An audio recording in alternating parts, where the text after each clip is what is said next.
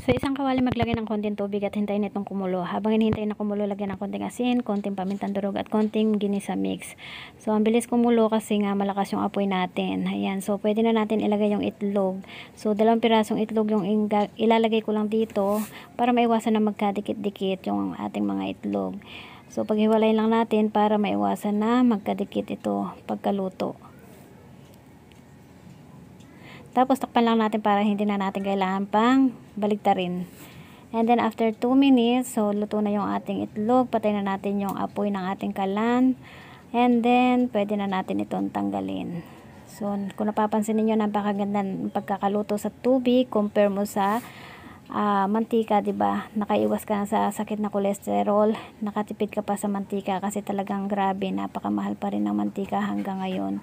Hindi pa rin siya halos bumababa, lalo na kapag bumili ka naman ng olive oil ay syempre mas mahal. So tingnan natin yung dilaw niya. Kung napapansin niyo, talagang buong-buo pa yung dilaw niya. Ang ganda na pagkakaluto ng dilaw. Ayan, ang paborito natin sa lahat is yung dilaw, o 'di ba? Thank you for watching. Follow for more.